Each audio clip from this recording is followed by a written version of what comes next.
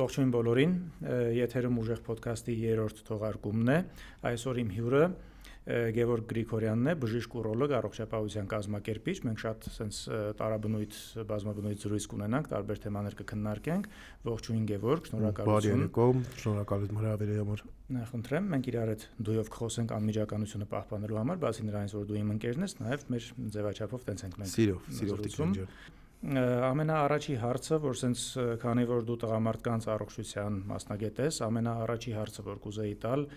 մանավանդ սենց մեր ժամանակների հետ կապելով, ով է առողջ տղամարդը, օրինակ 21-րդ դարում 2026 թվականին, սենց մի քիչ բանձևի տամ այդ հարցը, բայց օրինակ այսօրվա առողջ տղամարդը ով է, փորձենք հասկանալ։ Մի փոքրիկ կորեկցիա, ես տղամարդու առողջության մասնագետ եմ, ճիշտ է, բայց ուրոլոգիան ես հենց ձեր եթերից էլ ուզում եմ անպայման ասել, որ չխառնեն տղամարդու բժշկի հետ, որովհետև կանայք ունեն միզապարկ, ունեն երիկամներ եւ մենք այդ ամենը բուժում ենք, օրինակ կանայք շատ հաճախ ցիստիտներով, երիկամի բորբոքումներով դիմում են, ուստի ուրոլոգիան տղամարդու բժիշկ որպես չառանձնացնենք, այլ բան է, որ այո, գերակշռող մեծամասնություն է, ելնելով ազգային մենտալիտետից, ելնելով մարդկանց հետ կաշկանդվելուց, ամաչելուց եւ այլն, գերակշռող մեծամասնությունը դիմող պացիենտների տղամարդիկ են եւ այո, տղամարդու առողջության մասնագետները 90% դեպքերում դա ուրոլոգներն են դառնում։ Առողջ տղամարդ հասկացողություն 21-րդ դարում ես չեմ հավատում, որ կա, որովհետև այսօր մենք ունենք բացի ստանդարտ 10 մահացության պատճառներից, որոնցով որ տղամարդիկ ճակերտավոր լիդեր են, դա կլինի ճանապարհատրանսպորտային պատահարները, դա կլինեն ոչ վարակիչ հիվանդությունները, ասենք սիրտանոթային հիվանդություններ, ուռուցքաբանություն, թոքային հիվանդություններ, ուղեղի կաթված եւ այլն եւ այլն։ Այսինքն այդ ամենը եթե հաշվի չառնենք, որ տղամարդիկ լիդեր են, մենք միևնույնն է չունենք առողջ տղամարդ, որովհետև մենք այսօր ունենք սերունդ, որը որ գերակշռող մեծամասնությունը ունի ավելորդ քաշ։ Մենք ապրում ենք մի երկրում, որտեղ մայրաքաղաքում օթեաղտոտվածությունը աշխարհում ամենաաղտոտվածներից մեկն է։ Եվ եկեք չխաբենք միմյանց, որ կա առողջ տղամարդ, առողջ կին եւ այլն։ Մենք բոլորս ներառյալ եւ ես եւ դուք ունենք ինչ-որ հիվանդություն, որը որ կարող է դեռևս իր, այսպես ասած, ցայտ ու դրսևորումները չի ցուցադրել, բայց եթե հետազոտվենք, հաստատ կհայտնաբերենք դա։ Փաստորեն ես բոլորին խաբում եմ, որ ասում եմ, որ ես առողջ տղամարդ եմ։ Շատ լավ է։ Առնելով իմ սովորությունները սպորտով զբաղվելը, այսինքն այդքան հիանալի է։ Դա հիանալի է, որ դուք ձգտում եք առողջ ապրելակերպի այդ կոնցեպտի մեջ մնալ, իրականում մենք էլ միշտ մեր պացիենտների խորհուրդ ենք տալիս, բայց չենք ուզում ստենք, որովհետև պատկերացրեք դուք դուրս եք գալիս, շնչում եք գերաղտոտված օդ, եւ այդ ձեր սաղ զբաղված սպորտը, ձեր բացված շունչը, այսպես ասած սպորտից հետո այդ ամենը փակվում է, գնում է, որտեվ դուք շնչում եք աղտոտված օդ։ Շատերը սպորտից դուրս են գալիս եւ գնում են օրինակ բուրգեր են ուտում։ Ընդունում եմ, համեղ է, ես էլ եմ շատ սիրում, բայց բուրգերը առողջ սնունդի հետ ոչ մի ընդհանուր բան չունի։ Մենք բոլորս շատ սիրում ենք տապակած ինչ-որ բաներ ուտել, այդ ձեթի մեջ եւ այլն։ Եկեք հասկանանք, որ ոչ բոլորը կարող են իրենց թույլ տալ, օրինակ, ապրել առողջ ապրելակերպով, դա մեկ, դա թանկ-հաճույք է։ Իսկ Հայաստանը մի հատ երկիր է, որտեղ 40% մոտավորապես աղքատություն կա։ Երկրորդը, մենք միևնույնն է, չգիտենք ինչ մթերք ենք մենք օգտագործում, օրինակի համար այդ նույն որ հավի կրծքամիս են վերցնում ուտում, մարդիկ ու ասում են մենք առողջ ենք ապրում արդյոք, դա ստերոիդներով մեծացրած հավեր չեն։ Մի խոսքով շատ տարբեր, այսպես ասած, բաղադրիչներ կան առողջ ապրելակերպի ու առողջության, որոնք որ չեմ կարծում, որ ինչ-որ մեկը իզորուա պահպանի։ Եվ ի վերջո, առողջությունը դա ինքը հիվանդությունների բացակայություն չի, դա ֆիզիկական, հոգեկան եւ սոցիալական բարեկեցությունն է։ Դա առողջության չափորոշիչն է եւ սահմանումն է, այո, բայց դա իրականում այդպես է սահմանումը, իսկ ցավոք, եթե նույնիսկ առողջական արատ որևէ չունի մարդը, միևնույնն է այս ստրեսի, իսկ մենք տեսնում ենք ինչքան ստրես կա մեր շրջապատում, սկսած աշխատավայրից, վերջացրած ավելի գլոբալ երևույթներով, այդքան ստրեսի մեջ, այդքան սոցիալական խնդիրների մեջ շատ դժվար է լինելու առողջություն պահպանելը։ Բայց որպեսզի այսքան պեսիմիստիկ դա չհնչի, եկեք ասեմ, որ առողջության ձգտող տղամարդը դա այն տղամարդն է, որը կամային հատկանիշներից ելնելով իրեն զերծ է պահում վնասակար սովորություններից եւ կարգապահությունից ելնելով յուրաքանչյուր օր ձգտում է ֆիզիկական ակտիվության, ձգտում է ավելի կենսակերպի փոփոխության դեպի ավելի ակտիվ եւ այլն, այսինքն այսպես փորձենք սահմանում տալ։ Մի քիչ երկար ստացվեց, չէ՞։ Շատ լավ ու հանգամանալից էր, որովհետև հաջորդ հարցին, որ ուզում եմ անդրադառնալ, բարեբախտաբար դու բացի բժիշկ լինելուց նաև երկար տարիներ սպորտով ես զբաղվել, բռնցքամարտով ես զբաղվել, ես դա գիտեմ, դա ավելի կօգնի, որ մենք հիմա այս հարցը իրար հետ քննարկենք, որովհետև մի բան է, որ ուղղակի բժիշկ ես, մեկ այլ բան, երբ որ դու սպորտի մեջ բավական լուրջ մասնակցություն ես ունեցել ու ավելի լավ ես հասկանում սպորտից։ Ես ինքս 12 տարեկանից մարտարվեստներով եմ զբաղվում, մինչև հիմա դա արդեն մոտենում է 30 տարի մոտավորապես, որ ես մարտարվեստների մեջ եմ, շատ թեթև ու քիչ ընդհատումներ են եղել, դե բանակ եմ գնացել, այնտեղ արդեն նույնը չի եղել պարապմունքը, սենց ինչ-որ փոքրիկ ընդհատումներ եղել են, բայց վերջի 10-15 տարին շատ ավելի ինտենսիվ ու շատ ավելի լավ արդյունքներ եմ գրանցում ու հաշվի առնելով, որ ես հիմա նաև իմ տարիքը ասեմ 41 տարեկան եմ, նաև այդ տեսանկյունից հեսա հարցին կմոտենանք, ուրեմն անցած տարի ամռանը ես միած սենց մարզավիճակի պիկի հասա, որտեղ որ ռուսերեն բառով ասեմ, երևի հեսա հայերենը կթարգմանենք պերետրինիրովանս էր մոտս արդեն,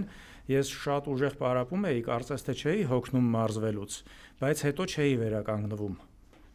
ու ունակ չէի լինում աշխատել, օրինակ նստել մտավոր ինտելեկտուալ գործով զբաղվել, որտեղ ես պարապմունքից հետ էի գալիս, սենց ֆանատիզմի նման էր իմ պարապմունքը, էլի,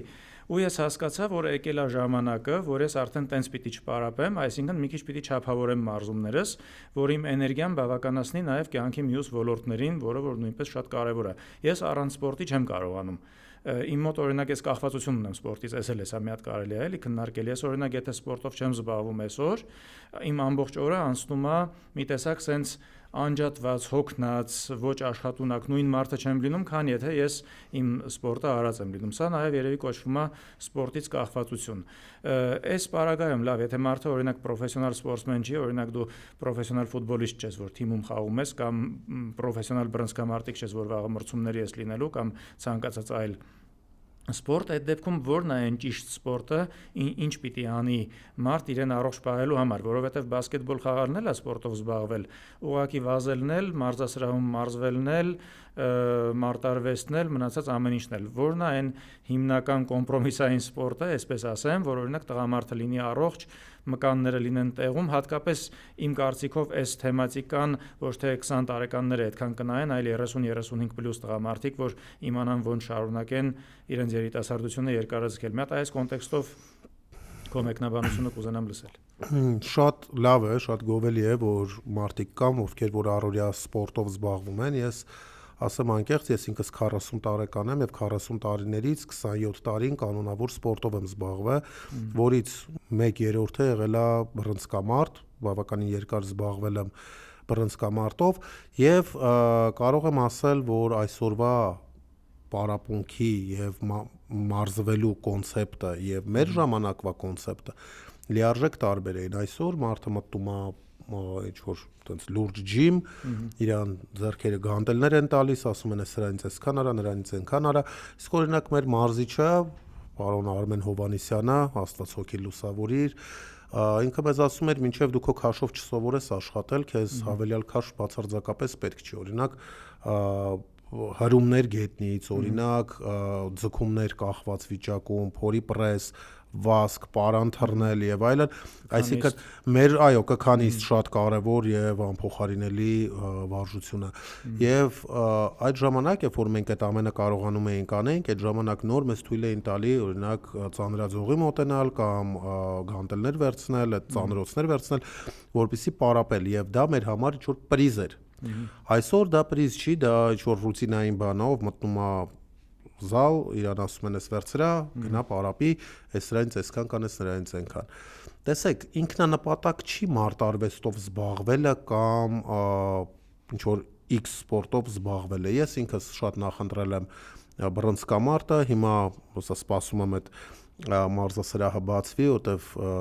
պետքա գնամ, որ MMA-ի սկսեմ պարապել, այս տարիքից ես իմ համար ինչ որ նոր հետաքրքրություն եմ բացում, MMA եմ ուզում սկսեմ պարապել, ճիշտ է, ոչ պրոֆեսիոնալ, չեմ դուրս գալու այդ ութանկյան մեջ, սիրով, բայց տեսեք, յուրաքանչյուր մարդու համար սպորտը իր նախընտրելին պետք է լինի, չես կարա դու սկվոշ խաղացողին պարտադրես, որ ինքը ֆուտբոլ խաղա, ֆուտբոլ խաղացողին պարտադրես, որ ինքը կարատե պարապի եւ այլն եւ այլն։ Յուրաքանչյուր մարդ պետք է սիրի այն սպորտը, պետք է զբաղվի այն սպորտով, որը որ ինքը սիրում է։ Հիմա ես սիրում եմ հարվածային սպորտեր, ես սիրում եմ մարտարվեստներ եւ այո, կարծում եմ, որ մարտարվեստը ինքը ինձ համար կոնկրետ բալանսավորված սպորտաձև է, որտեղ որ արագությունը, շնչառությունը, ադրենալինի քանակը, տեստոստերոնի քանակը եւ դինամիկան ինձ համար ընդունելի են։ Հիմա մարդ կա, ով լողն է նախընտրում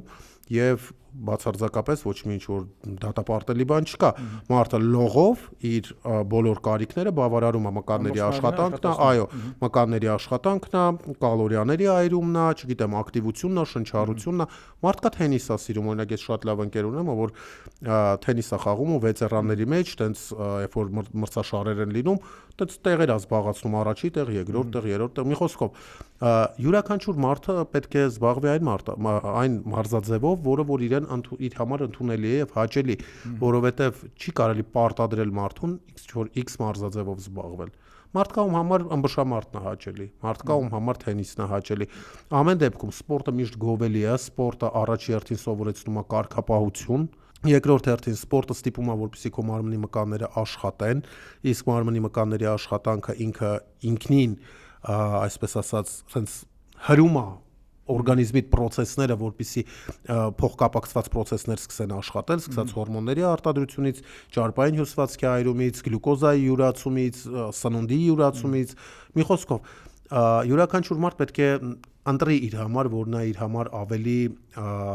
այսպես ասած, ընդունելի ու նախընտրելի սպորտաձև, բայց այն, որ սպորտով զբաղվելը միշտ ցանկալի է, դա փաստ է։ Այն մարդիկ, ովքեր որ սպորտային չեն սիրում սպորտով զբաղվել, այդպիսի ընկերներ ունեմ, ովքեր որ ասում են օրինակ չեմ կարող գնամ մարզասրահ, որտեղ ես նույն վարժությունը 10 անգամ 3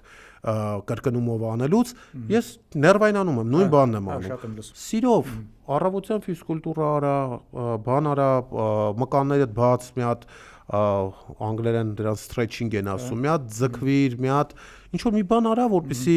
օրգանիզմդ այսպես ասած մկանային հենաշարժիչ համակարգը չժանգոտի, որովհետև երբ որ դա ժանգոտում է, հետո սովորական կենցաղային գործում կարա իրոք խնդիր առաջացնի, այսինքն մի բան որոշես ստեղից ընդեղ դնես, ոսկոր կոտրվի, հոտ դուրս ընկնի եւ այլն։ Այսինքն մասնավորապես տղամարդկանց համար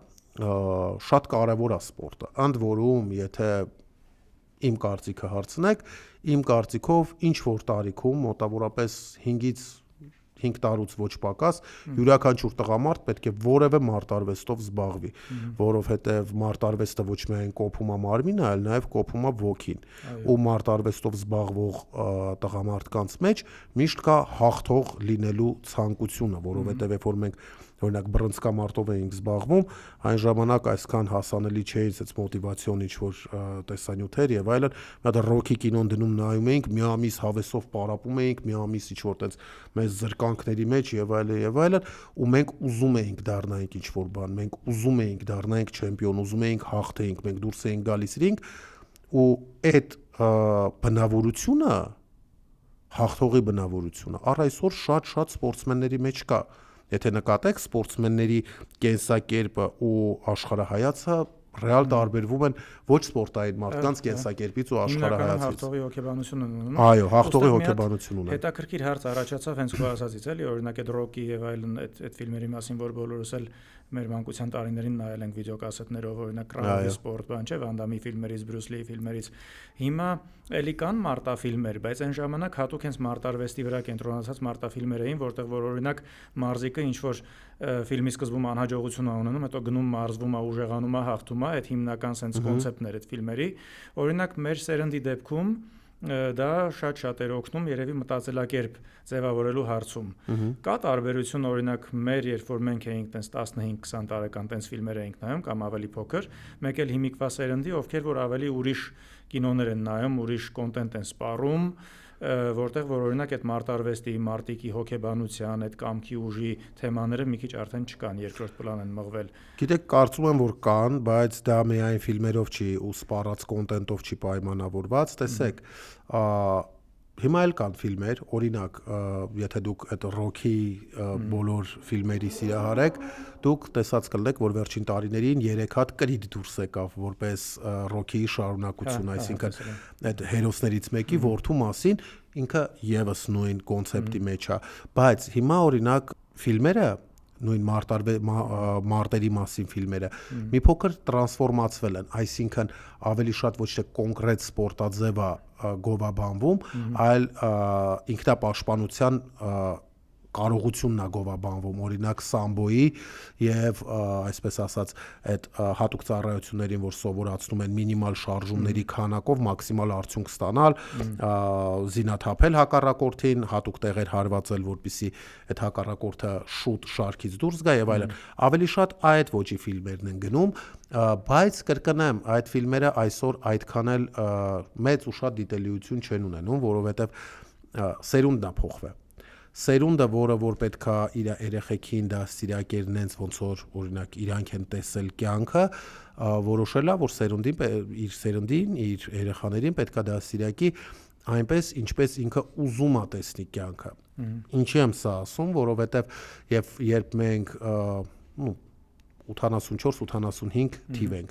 երբ մենք 90-ականների այդ թողոբոհի միջով անցնում էինք, պատերազմ, մութուցուր տարիներ, հարևաններից ջուր վերցնել, բարձրացնել, չգիտեմ, 2 ժամով լույս էին տալիս, 15 րոպե մի կինոից էիր նայում, հետո երաժշտություն էիր լսում, հետո դասերն էիր սկսում կամ գիրք էիր կարդում, եւ այլն, որ լույսով ինչ-որ բան անես։ Իրանք դա չեն տեսել, չեն ուզում, որ իրանց երեխաները տեսնեն։ Ես մի հատ շատ հետաքրքիր ճառ եմ լսել, որ ասում է դժվար ժամանակները ծնում են ուժեղ մարդկանց, ուժեղ մարդիկ ստեղծում են հեշտ ժամանակներ, հեշտ ժամանակները ծնում են թույլ մարդկանց, թույլ մարդիկ ստեղծում են դժվար ժամանակներ եւ այդ շրջափուլը միշտ շարունակվում է ու հիմա մենք այն փուլում ենք, որ թույլ մարդիկ ստեղծել են դժվար ժամանակներ եւ դրա մասին նաեւ վկայում է սերունդը, որովհետեւ որքան էլ որ մենք փորձենք զերծպայել մեզ, մեր սերնդին, իհարկե բնականաբար տարիքից ելնելով, զբաղվածությունից ելնելով զերծպայենք մեր սերնդին որոշակի բարքերից, բայց միևնույնն է, օրինակ տղամարդու համար բակային կրթությունը շատ կարևոր է։ Կնոջ համար էլ շատ կարևոր է բակային կրթությունը, որտեղ ինքը բակում հասկանում էր տղամարդը իրենից ինչա ներկայացնում փոքր հասակից։ Ու հիմա ես տեսնում եմ, որ երեխեքը այդքան շատ բակերում չեն խաղում, իսկ ավելի շատ նրանք պլանշետներով, ցանցային ինչ-որ խաղերի մեջ են, որը որ ոչ անձնային շփում է, ոչ ֆիզիկական զարգացում է, ոչ ինչ-որ մրցույթ է իրանից ներկայացնում, զուտ ում հեռախոսը ավելի արագ կլինի, ում ինտերնետը ավելի լավը կլինի, այսինքն մարդիկ փորձում են իրանց վրայից անելիքը գցեն ինտերնետի վրա, հեռախոսի վրա, կամերայի վրա, չգիտեմ, շատ տարբեր ոչ սեփական եսից կախված կոմպոնենտների վրա, եւ դրա համար մենք ունենք այնինչ ունենք։ Ես լիահույս եմ, որ հնարավոր կլինի առանց շատ ծանր ժամանակների, այսինքն առանց այն պատմական ժամանակահատվածի, որում որ ես ու դու ենք մեծացել, Տիգրան ջան, ես լիահույս եմ, որ հնարավոր կլինի սերունդի մեջ կրթել այդ պայքարող տեսակը առանց այդ ժամանակահատվածի, որտեղ այն ինչ որ մենք արել ենք, այն ինչի մեջով մենք անցել ենք, դա մաքուր պայքար էր, սկսած հացի հերթում հացի համար կռիվ անելուց, որովհետև մեծը ուզում էր 2 հատ հաց վերցներ քո տալոնի վրա խաչ դնելով, վերջացրած կերասինի հերթում քո հերթը պահպանելուց, բակում ամեն ինչը պայքար էր, ամեն ինչն էր պայքար եւ դրա համար, երբ որ այսօր օրինակ շատ sense հետաքրքիր զուգահեռ տանամ, ինձ թվում է դու էլ կհամաձայնվես, այսօր որ մարդը սկսում է պաշտպանել այն ինչը որ Իրանն է, Իրան ասում են դու ագրեսիվ ես։ Բայց դա բացարձակապես ագրեսիա չի, հնարավոր չի պաշտպանել քոնը առանց կոնֆլիկտի, որտեղ եթե ինչ որ քոնն է դրա վրա հարձակվում են, պաշտպանությունը ակամա բերում է կոնֆլիկտ եւ բացառված չի, որ այդ պաշտպանությունը այնպիսի ուժգին պաշտպանություն լինի, որ հակահարցակ դառնա։ Ուստի ես ուզում եմ, որ առանց ոչ ցիվիլ, ոչ քաղաքակիրթ բարքեր քարոզելու մենք ավելի շատ աշխատենք նրա վրա, որպեսզի սերունդը պայքարող տեսակ ստանա, որովհետև չունի։ Նրանք պայքարում են, որ ռաֆ կոֆեի մեջ, չգիտեմ, բնական կաթ չլինի, նշի կաթ լինի։ Դրա համար կարող են լեզվակռվի մեջ մտնել կոֆե սարքողի հետ, կարող են ինչ-որ փողը չտալ եւ այլն, որ սենց բաների համար պայքարել։ Մեր ժամանակ պայքարում էիր, որպեսզի տուն այդ հացը, որը որ վերցրել էիր, առանց կեսը ինչ-որ մեկին տալու տանեիր։ Հիմա բազարները TikTok-ով են անում, մեկ օրինակ տեսնում եմ, որ ինչ-որ սենց հայոյա խառը, ինչ-որ քյարթու խոսակցություններ, բայց TikTok-ի ու եթերներով իրար ինչ ասես չեն ասում։ Կրկին ցավում եմ, ունենում դուրս գալիս են այդ տիրույթից թե չէ։ Նույնիսկ չգիտեմ, բայց յուրաքանչյուր սերնդում պետք է այսպես ոսկե տառերով գրած լինի, կարմիր գծով դա գնա, չգիտեմ, դաջած լինի, ծնված օրվանից, որ յուրաքանչյուր տղամարդ պետք է իր խոսքի համար պատասխան տա։ Եվ յուրաքանչյուր տղամարդ, եթե իր մեջ իմանա, որ ինքը TikTok-ով է հայհոյում մեկին, թե Facebook-ով է ստատուս գրում, թե Instagram-ով է ինչ-որ բան անում, կապ չունի։ Յուրաքանչյուր տղամարդ, մասնավորապես տղամարդ, որովհետև այսօր ցավով պետք է ասեմ, բայց կանայք ավելի շատ են պատասխան տալիս սեփական խոսքի համար, քան տղամարդիկ։ Յուրաքանչյուր տղամարդ պետք է կարողանա պատասխան տալ իր խոսքերի համար, որտեվ դա է կրթում տղամարդու մեջ տղամարդը, դա է կրթում տղամարդու մեջ պատասխանատվությունը, դա է կրթում տղամարդու մեջ բնավորությունը, հաղթողի տրամաբանությունը, զգուշավորությունը, որտեվ մեր թվերին կհիշես կար այսպիսի մի հատ կոնցեպտ, որ եթե դու քո խոսքի համար պատասխան չէիր տալի, նվազագույնը ծեծ էիր ուտում։ Ու հետո այն նույն մարդը չէր լինում բոլորի աչքին, ով որ եղել ես։ Այո, որովհետև յուրաքանչյուր տղամարդ, ու տղամարդու կերպարը այնպես էր, որ հնարավոր չի է լինի տղամարդ ու պատասխան չտա իր խոսքերի համար։ Միշտ մտածում էինք մեր ամեն բառը ասելուց առաջ մտածում էինք մի քիչ ծայրահեղություն էր, երևի կհիշես, որ ասում էին բառերի տաչոտուր, այո։ Մի անգամ էս հենց մի բառ ասում էիր, ասենք դաժե մեկին որ ասեիր հիմար, մի անգամից ասում էր բառերի տաշոտուր, չէր ասում հիմարը դու ես։ Դրա համար մենք սկսում էինք մտածել խոսալուց առաջ եւ ավել պակաս բաներ չէինք ասում։ Ինչը որ հիմա համատարած է։ Օրինակ sense է, չէ, ես քո հետ sense կատակ չունեմ, դու ինչի ինձ sense բան ասես։ Այսինքն մեր հարաբերությունները թույլ չի տալիս, որ դու իմ հետ թեկուս կատակով ես, որ ասում էիր կատակ արեցի, ինքը ասում էր ես քո հետ տենց կատակ չունեմ, դու ոնց տենց։ Ասում էր ես քեզ նման կատակ թույլ տվել եմ արդյոք։ Մենք իրար հետ հենց այդ ես այդ բառապաշարն եմ պահպանում, մենք իրար հետ կատակ չունենք, sense ասեք այդ բանով։ Կար, իհարկե կար ու շատ տարածված եւ sense նույնիսկ համատարած կարամ ասեմ, նույնիսկ այն մարդիկ ովքեր որ ինչ որ միտեղ պատասխան չէին տվել սեփական խոսքի համար, այլ վայրում հայտնվելուց փորձում էին դա թաքցնեին եւ այլ կերպներ կանային։ Մի խոսքով տղամարդիկ տղամարդ էին։ Հիմա ես հիշում եմ օրինակ ես փոսի դպրոցում եմ սովորել, հիշում եմ այդ ձորում ինչքան կռիվներ, բազարներ։ Ձեր սերնդակիցներից ինձ մի տարի փոքր, իմ շատ լավ ընկերն է սովորել նույնպես փոսի դպրոցում, տենց անուններ բան չենք տա, բայց բավականին հայտնի կերպար է քաղաքում, նամանավանդ մեր երիտասարդության տարիներին մեր բակից էր։ Մի խոսքով փոսի դպրոցն է գիտենք ինչա, Աչափնյակ համայնքը, որին որ այն ժամանակ Աչափնյակ չէին ասում, Չերեմուշկա էին ասում, երրորդ մաս, Յոնջլախ, Կոնդ։ Ես էլ Մերգելյանցի եմ։ Մի խոսքով, Բլուր, այսինքն ահագին վայրեր կային, որտեղ որ մարդիկ մտնելուց, նույնիսկ բակ մտնելուց բարձր երաժշտություն չէին լսում։ Օրինակ հեղինակություններ կային, օրինակ մեր բակում կար հեղինակություն, լուրջ մարդեր շատ, ցավոք սրտի 2007-ին իրեն սպանեցին, բայց օրինակ իր օրոք մեր բակում նույնիսկ շենքերից գողություն չկար, ոչ մի ավելորդ բան մեր բակում չէր կատարվում իր օրոք։ Որտեվ այդ մարդիկ, այդ հեղինակությունները պահպանում էին sense թաղային հեղինակություններին էին գովերքում, բայց ավելի շատ մենք տղամարդկությունից ենք խոսում։ Բայց այդ թաղային հեղինակությունները ունեին տղամարդկություն եւ այդ տղամարդկության շնորհիվ իրենք կարգ ու կանոն էին ապահովում, որպեսզի փողոցային բարքերը հսկողության տակ լինեն, սահմանով լինեն։ Օրինակ հիմա էլի զուգահեռ անցկացնեմ մեր երիտասարդության տարիներին, երբ որ կռիվ էր արվում եւ այլն, այդ ինչ պետքա լիներ, որ դանակով մարդ խփեին կամ կրակեին ինչ որ մեկի վրա։ Հիմա լուրերի մեջ է անընդհատ հիմա ամեն օր դանակահարություն ու կրակել է, բայց մեր ժամանակ եթե դու դանակ հանեիր մեկին խփեիր ու նույնիսկ այդ հասկացողություններով դու ճիշտ լինեիր, կարող է ճիշտ լինեիր,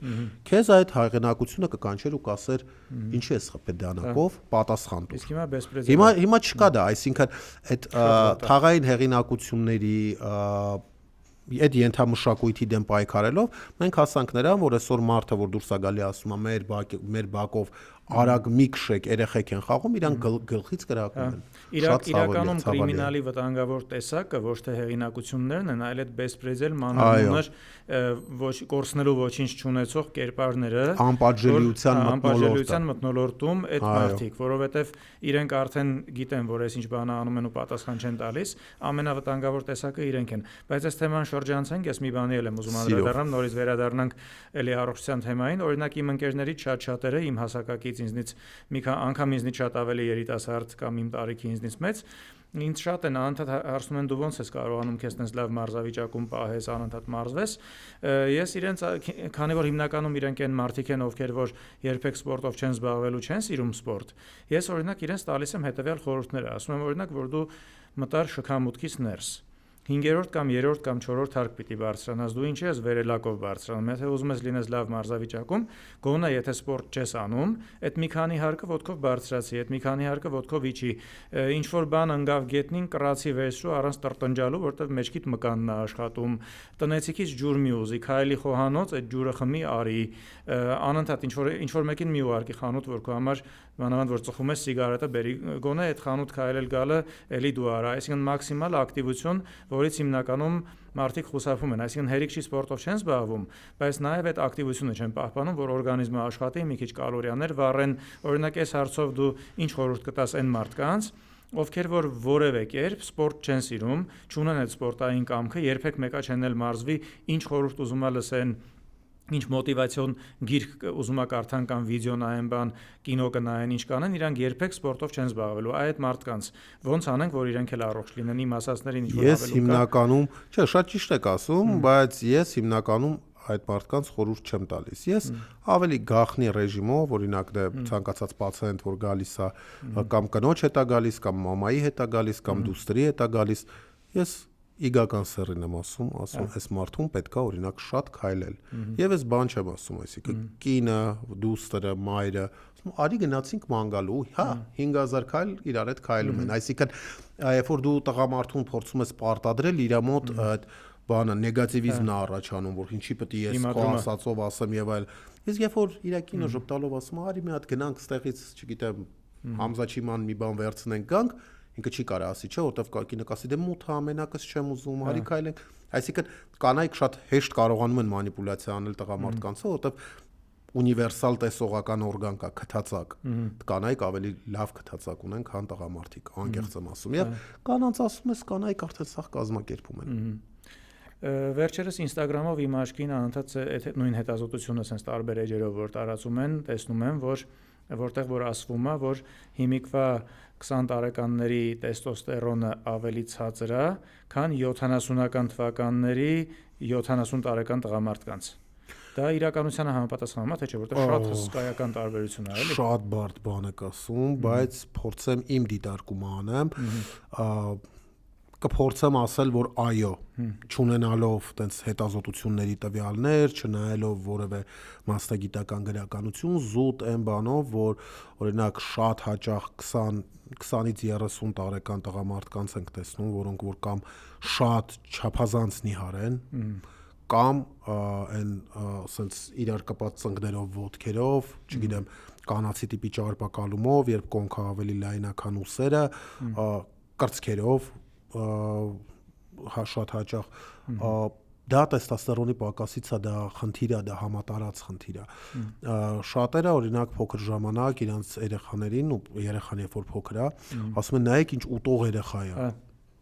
Ուտելու մեջ մեծ երջանկություն չկա, ընկերներ ջան, ես ասեմ,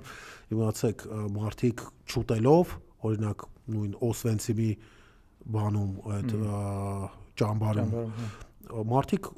ամիսներով չեն կերել ու ապրել են։ Այսինքն չուտելը դա կյանքի բան չի, կյանքի հետ անհամատեղելի վիճակ չի ու չեմ ասում չուտել։ Ես ասում եմ Պետրոսյանների ներկայացումներից մեկի մեջ ասում եմ ժողովուրդ չուտելն էլ է կայֆ։ Չափավոր ուտել։ Ամեն ինչի չափավորն է առհասարակ լավը, ուտելու պարագայում էլ ավելի, որ չափավորը շատ կարևոր է, որովհետև չի կարելի մարդու սննդային վարքագիծը խախտել։ Այսօր մենք տեսնում ենք, որ շատերը այդ fast food-ի այդ խմորային այդ խմորային, չգիտեմ, ներպերշիկա խմորի մեջ, խաչապուրիներ են եւ այլն, բուրգերներ են, մարդիկ դա ուտում են, որ կշտանան, բայց դա ոչ միշտ է օգտակար։ Եթե օրինակ այդպես բան կերելա մարդը, պետքա գիտակցաբար, օրինակ երեկոյան, չգիտեմ, բավարարվի միայն մածունով կամ ինչ որ շատ թեթև աղցանով, ոչ թե երեկոյան է տորտ ուտի, որովհետև սննդային վարքագիծը շատ կարևոր է այդ ամենի մեջ։ Մենք այսօր ընդմիջմանը այդ բոլոր խախտումները արել ենք։ Okay, երեկոյան խնդիր չի, ես չեմ ասում ստերիլ ապրենք, չենք կարող ստերիլ ապրենք։ Իրավիճակը, հասարակությունը, պայմանները թույլ չեն տալիս, որ այդպես ապրենք, բայց մենք պետք է գիտակցաբար հասկանանք, օրինակ ես ցերեկը այսօր ես հոտ-դոգ եմ կերել։ Հասկանում եմ, գիտակցում եմ, որ ներպերշիկներ այդպես երևելի լավ բան չի, հացնել է անտեղ շատ, չգիտեմ, հետեւաբար երեկոյան պետքա կամ չուտել, կամ ինչ-որ թեթև աղցան ուտել, թույլ տալ, որ օրգանիզմդ մարսի դա,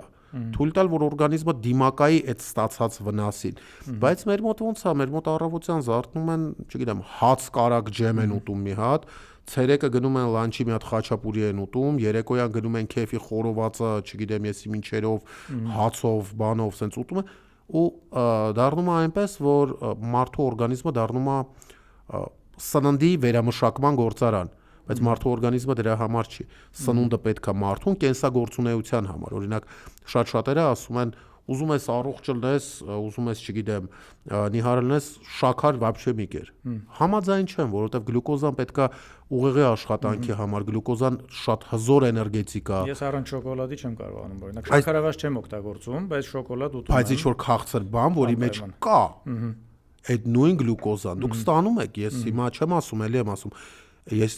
չեմ ասում, որ կտրենք։ Ես ասում եմ չափավոր ուտենք, որովհետև եթե դու այսօր օրինակ կերել ես մի հատ սնիկերս, անպայման չի երեկոյան էլ ուտես, չգիտեմ, 2 հատ մարս։ Եթե կերել ես, օքեյ, դու քո պաշարը ստացել ես, հագեցրել ես, պետք չի այնքան քաղցր ուտել, որպեսզի ինսուլինը այնքան շատանա արյանդ մեջ, որպեսզի տոլերանտություն ձեռք բերես դու գլյուկոզայի նկատմամբ, այսինքն դա բերելու է մետաբոլիկ համախտանիշի, ինչը բերելու է նաև ճարպակալման, ինչը բերելու է հորմոնային բալանսի ամբողջական փոփոխման եւ իհարկե տեստոստերոնի անկման։ Հենց տեստոստերոնի մասին եմ ուզում մի հատ զրուցենք։ Նախ ուզում եմ հարցնել առաջի հարցս Հայաստանում կա տեստոստերոնի ստուգման ինչ որ բժշկական ստուգում, որ տեսնենք օրինակ բարձրացած է։ Ցանկացած լաբորատորիայում կա եւ տեստոստերոնի, ընդհանուր տեստոստերոնի ստուգում, եւ ազատ տեստոստերոնի ստուգում, եւ բիոհասանելի տեստոստերոնի ստուգում։ Տեստոստերոնի ստուգումը դա էլի կրկնեմ ինքնանպատակ չի, օրինակ կա տարբեր լաբորատորիաներ, քանի որ մեր մոտ ստանդարտ չկա, որ կոնկրետ միջազգային միավորներով է տալիս արդյունքը։ Տարբեր լաբորատորիաներ տարբեր չափման միավորներով են տալիս արդյունքը։ Եվ պացիենտը վերցնում է, նայում է իր տեստոստերոնը այս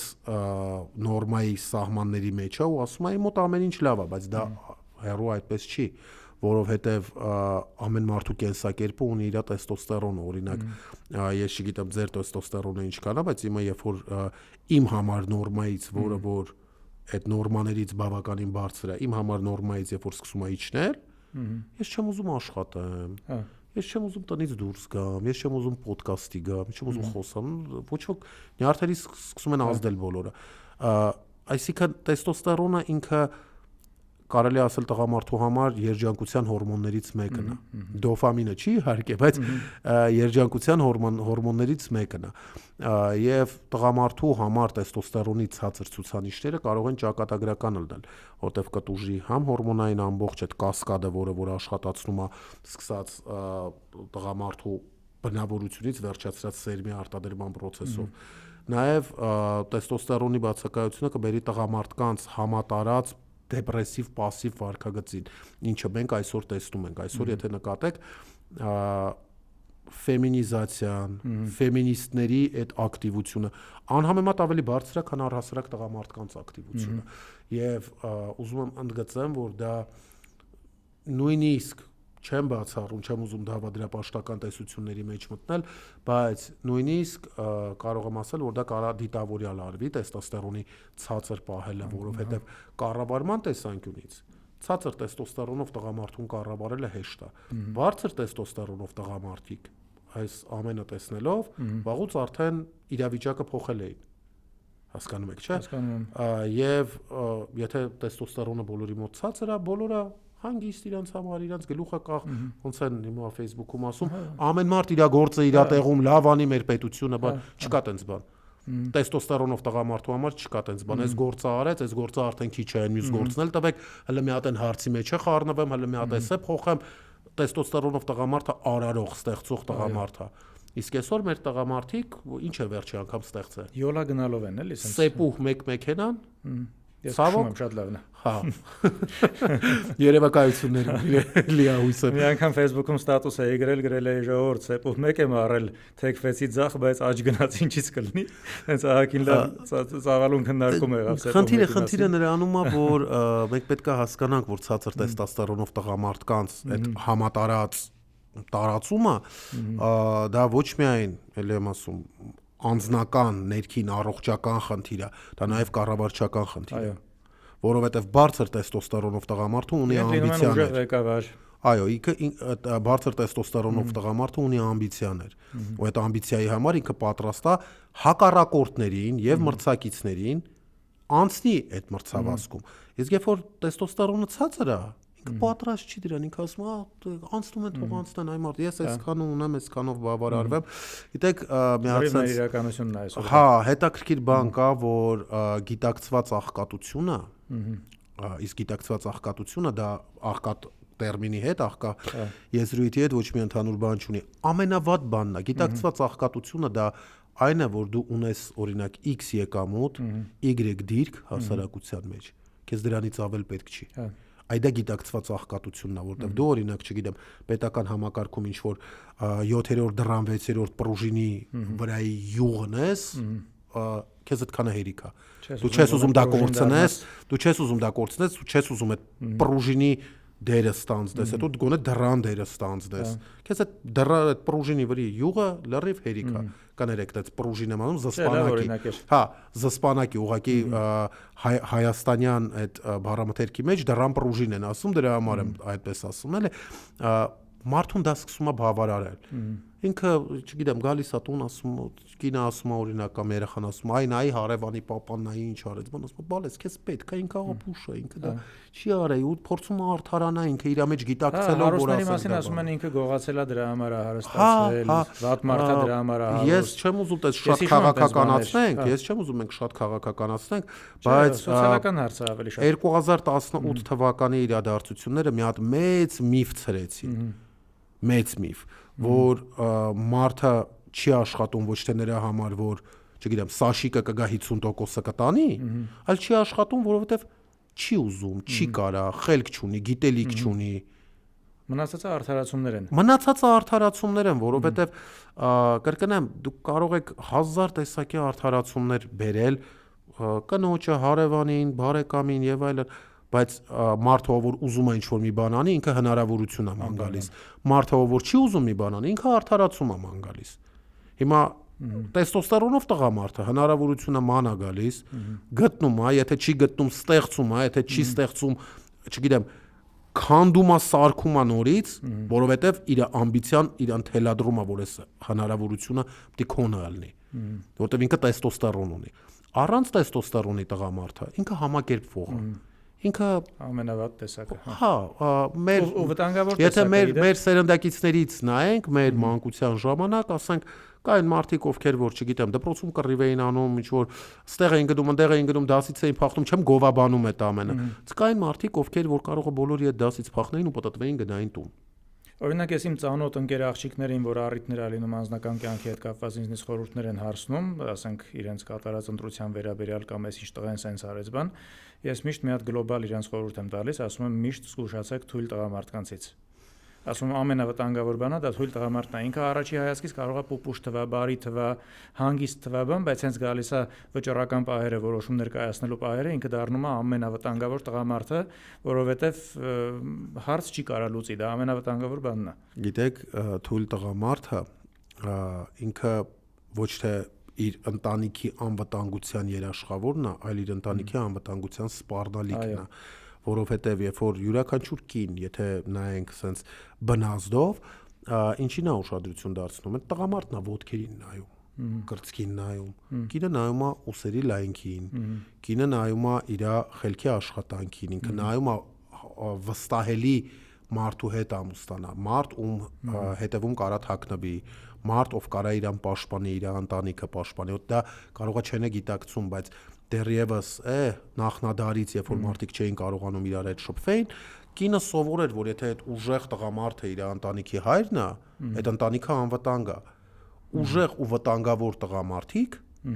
իրանց ընտանիքի անվտանգության երաշխավորն են։ Այն տղամարդիկում բոլորը սիրում են, ով որ պոնչոյա, չգիտեմ, փափուկ, սենց վարդագույն փոռիկներով,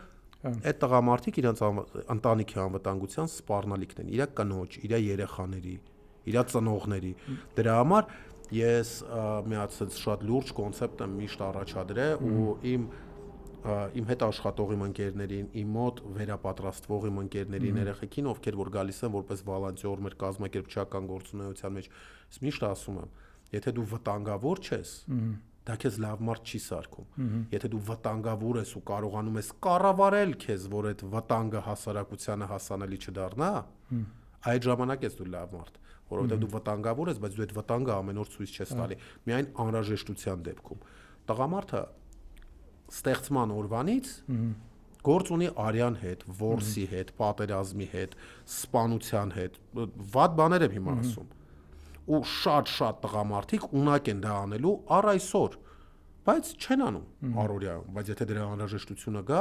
շատ տղամարդիկ դա կանեն առանց աչքը թարթելու, որտեղ իրանք ընդունակ են դրան։ Ու այդպիսի տղամարդիկ միշտ եղել են կանանց ուշադրության կենտրոնում։ Ոչ մի կին չի սիրել դասարանի են ամենախելոքին։ Սիրել են դասարանի են ամենաաշխուժին, չէ, ակտիվ, չար, բան, կռիվ արեց, ստեղ գնաց, ընդեղ գնաց, այս արեց։ Չեմ էլի եմ ասում, յուրաքանչյուր մարդու ընտրությունն է, բայց դա տեստոստերոնն է տղայի մեջ։ Բայց մի sense բան էլ կա, իմ կարծիքով բավական տենսելի միֆ է, որ աղջիկները մեկ-մեկ դա սխալ են պատկերացնում։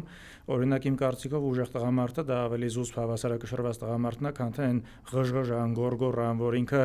անիմաստ ձայներ է հանում, բայց տակը բան չկա։ Ուժեղ տղամարդու ձայնը գրեթե երբեք չի բարձրանում։ Գիտեք, բղավելը դա տղամարդկային գործ չի։ Եթե գործը հասել է նրան, որ պետքա դու ինչ-որ մեկի վրա ձայն բարձրացնես, լեզվակռիվ տաս, թող բռնության կոչ չհնչի, բայց եթե գործը դրան հասել է, ավելի լավ է մի հատ ապտակ տաս, ցածր ձայնով։ Բայց ապտակը այնպեսին լինի, որ դիմացինը այլևս չուզենա շարունակել բանավեճը։ Այսինքն բղավելը, չգիտեմ, լեզվակռիվ անելը, դա տղամարդուն բնորոշ չի։ Ինչպես նաև տղամարդուն բնորոշ չի իր կնոջ վրա ձեռք բարձրացնելը, առասարակ կնոջ վրա ձեռք բարձրացնելը։ Իմ ծնողները ինձ սաղքյանք սովորացրել են, ասել են իր կնոջը ծեծում է միայն թույլ տղամարդը։ Ուժեղ տղամարդը իր խոսքով է բացատրում, իր լոգիկայով է բացատրում, իր, չգիտեմ, հմտությունով է բացատրում, իր արհեստավարժությունով է բացատրում։ Իրականության մեջ այդ միֆը կա, օրինակ շատերը կնոջը ծեծող տղամարդուն ես օրինակ չէ, բնականաբար, բայց մարդիկ կան դա ինչ որ տենց ուժի վտանգի բանի կոնտեքստում են տեսնում ուժեղ մարդը, էլի կնոջ։ Յուրաքանչյուր ընտանիք ունի իր ներքին կանոնակարգը եւ իր համոզմունքները, իր մտածելակերպը։ Իմ կողմից կարամ ասեմ, իմ կողմից հարգված երբեք չի կարող լինել տղամարդ, ով իր կնոջ վրա ձեռք է բարձրացնում, որովհետեւ եթե կինը չի դու կնոջը չես կարողանում քո ճշմարտացիությունը բացատրել քո լոգիկայով, խելքով, չես կարողանում բացատրել քո կյանքի փորձով, չես կարողանում բացատրել քո այլ հմտություններով, ձեր բաժանվելու վախտը եկել է։ Ավելի լավ է առանց ձեռք բարձրացնելու զուտ իրար հետ չապրեք, եթե հարցը այդքան սկզբունքային է, որի համար դու պատրաստ ես քո կնոջ վրա ձեռք բարձրացնես։ Դա անթույլատրելի է իմ կողմից։ Ես լրիվ համաձայն եմ, ես մի անգամ տենց իրավիճակի մեջ հայտնվել եմ, որ փողոցում, Կիևյան փողոցի վրա էր, տղամարդը իր կնոջը երեխու ներկայությամբ ծեծում էր։ Ես միջամտեցի, մեկ էլ աղջիկներ կային, որ միջամտեցին, ու այն մնացած կողքի տղամարդկանց, որ ասին տեսնում եք, բան չեք անում, կանայք էլի տենց վրա տվեցին, հա իր ընտանիքն է մեզ ինչ բան, ասենց այս տիպի ռեակցիաներ եղան։ Տարիներ առաջ էր, մի 5-6 տարի առաջվա բան եմ ասում։ Շատ լավ։ Եթե պատմությունը նայեք, նույն 1915 թվականին, երբ որ հայերին կոտորում էին, ամեն հաջորդ գյուղը ասում էր դե հետո մեր գյուղը չի մեզ ինչ։ Ցավով եմ ասում, բայց սոցիալական արդարությունը հանդուրժելը բերելու է այդ նույն սոցիալական անարդարությանը քո հետ, քո դրան առաջ։ Սենց մի հատ ասացված կա, ребята, кто жалеет плохих вредит хорошим, это ля русерեն, но ասում է преступность процветает, когда общество исповедует толерантность։ Այդ տոլերանտությունը, եթե հիմա դա տարածված բառ է, մենք տոլերանտ ենք սրա նկատմամբ, նրա նկատմամբ տոլերանտությունը, եթե դուք նայեք բառի բացատրությունը բժշկական, դա իմունիտետի բացակայությունն է, այսինքն պայքարի հնարավորության բացակայությունն է։ Տոլերանտություն չի կարա լինի ինչ որ բանի նկատմամբ, որը որ քո արժե համակարգին, քո ընտանիքին, քո եսին, քո հոգեբանական արժեքներին, քո վիճակին դա հակասում է, դրան տոլերանտություն չկա։ Դա տեստոստերոնի դեֆիցիտ է արդեն։ Տեստոստերոնի թեման շարունակելով 35-ից հետո ասում են, բժիշկներն են ասում, որ տեղի անունում տարին տարվա վրա 1 թե 2% տեստոստերոնի 0.7%։ 0.7% ավելի լավ։ Ուրեմն դրա հետ կապված sense մի հարց, ինչպես բարձր պահել ու նաև թեմային գումարեմ մի թեմա էլ վիտամինների հետ կապված։ Օրինակ ես քանի որ տենց ծանրաբեռնված սպորտով եմ զբաղվում, իմ մոտ առանց բժշկի հետ խորհրդակցելու ավելացրել եմ տենց ուսումնասիրելով իհարկե, իմ կարծիքով տենց անշարժ վիտամիններ էլի, օրինակ աշվագանդա եմ օգտագործում եմ պերուական մակա, որոնք որ տեստոստերոնը բարձր է պահում։ Դա աֆրոդիզիակներ են ավելի շատ, ոչ տեստոստերոնի բուստերներ են, որոնք որ նույնիսկ առանց բժշկի նշանակելու կարակ օգտագործեք։ Նայեք, վիտամինների առումով, օրինակ դուք գիտեք, որ վիտամիններ կան, որոնք որ չափից շատ օգտագործելու պարագայում կարան պոտենցիան օնկոլոգիական հիվանդություններ։ Չգիտեի, որ վիտամիններն են։ Օրինակ են։ Տեսեք, օրինակ օմեգաները, որոնք որ այդքան շատ գովաբանվում են, այդտեղ շատ լուրջ կարևորություն կա օմեգա 3, 6, 9 փոխհարաբերության մեջ դոզավորման։ Իսկ վիտամին D-ն։ Վիտամին D-ն ինքը կախված կենսակերպից տարբեր չափաբաժիններ կարա ունենա։ Օրինակին վիտամին D-ն քրոնիկ 90-ից բարձր է, որովհետև սեպտեմբերի վերջից մինչև մայիսի սկիզբ ես օրական 10000 միավոր վիտամին D եմ ստանում ամեն ասոր։ Դա այնպեսի բան չի որ Արևից։ Չէ։ Որ այս օրինակ հիմա արև կա։ Չէ։ Սեպտեմբերից մինչև այն ժամանակահատվածը ամռանը շարժի օգտագործում։ Ամռանը ես օրինակ փորձում եմ լողավազաններում, բաներում այդ արևի տակ բնական սինթեզ եմ, բայց երբ որ այդ սեզոնը, այսպես ասած, փակվում է, ես սկսում եմ հաբեր օգտագործել։ Հիմա խնդիրը ինչումն է, տեսեք, վիտամինները ցավոք, մեր լաբորատորիաները շատ քիչ են հետազոտում վիտամիններ, բայց վիտամինները առանց բժշկի հետ խորհրդատվության ես խորհուրդ չեմ տա օգտագործեք։ Ես չեմ ասում աֆրոդիզիակները, որոնք որ դուք նշեցիք, բայց ես ասում եմ հենց վիտամինները։ Վիտամին K կլինի, վիտամին D կլինի, որտեվ օրինակ մարդիկ կան հիմա վիտամին D-ի տենց բան է համաճարակ է, մարդկանց թվում է, որ բոլորը եթե վիտամին D խմեցին, օքեյ է։ Ու մարդիկ վերցնում են, ասենք, չգիտեմ, 90 կիլոգրամ քաշով տղան վերցնում է օրական 2000 միավոր վիտամին D-ը խմում, ասում է, դե ես ստանում եմ։ Հասկանանք մի բան, որ կախված վիտամին D-ի դեֆիցիտից, քաշից ու կենսակերպից ինքը կարող է պետքա շաբաթական 50000 միավոր ստանա, ոչ թե օրական 2000։ Կարող է օրական պետքա 15000 կամ 10000 կամ 5000 պետքա ստանա։ Այսինքն դա անհրաժեշտ է խորհրդակցել բժշկի հետ, որովհետև վիտամին D-ն ինքը ինչքան օգուտ է, ինքը կարա նաև օրինակ երիկամաքարային հիվանդություն առաջացնի, ինքը կարա աղիների գործունեության վրա բացասաբար ազդի, օրինակ կան ֆեկալոիդ քարեր, որոնք որ կարող են առաջանալ երկարատև շատ բարձր վիտամին D ունենալու պարագայում, որը որ կառաջացնի հետանցքի ճակ, կառաջացնի հեմորոյդ, կառաջացնի շատ լուրջ աղեստամոքսային խնդիրներ, այսինքն ես խորհուրդ եմ տալիս միշտ խորհրդակցել բժշկի հետ։ Դա մեկ։ Ինչ անել, որ տեստոստերոնը չընկնի։ Բնականաբար տարիքի հետ տղամարդու օրգանիզմը փոխվում է։ Ու եթե ժամանակին մենք անում էինք, չգիտեմ,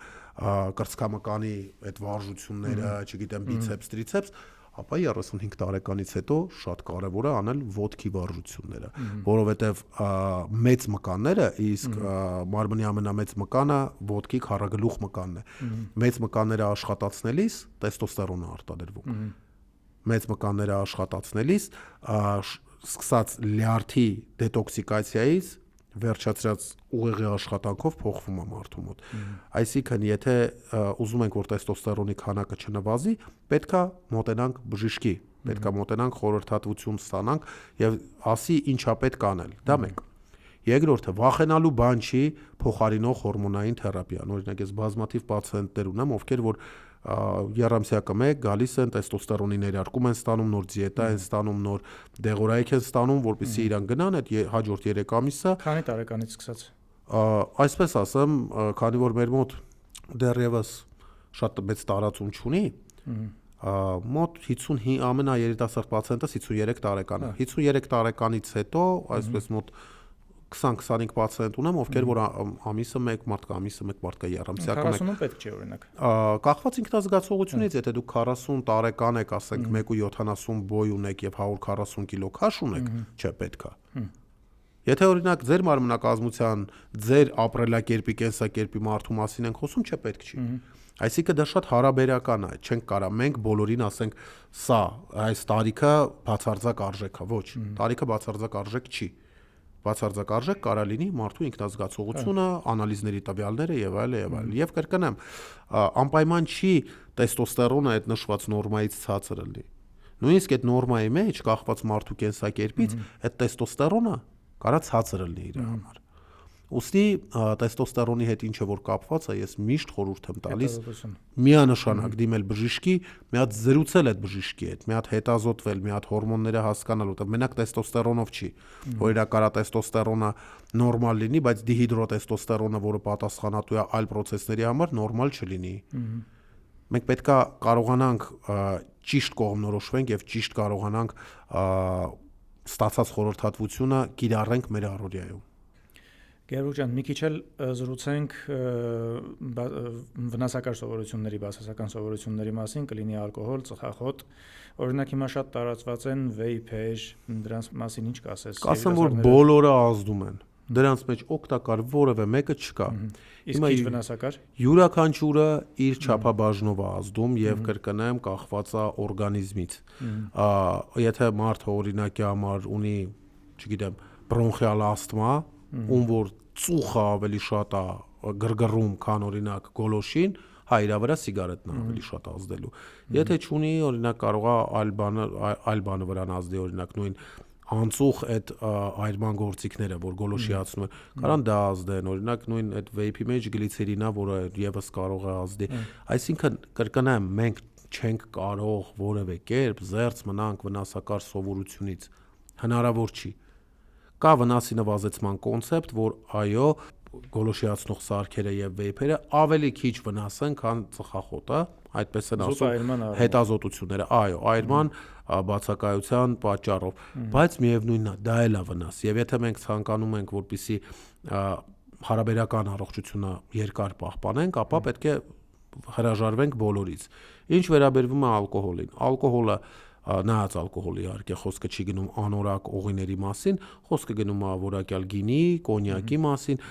սահմանափակ քանակությամբ ինքը անոթալայնի չէ, ինքը նույնիսկ դրական ազդեցություն ունի, բայց չափից դուրս խմելու պարագայում ինքը բացասական ազդեցություն ունի։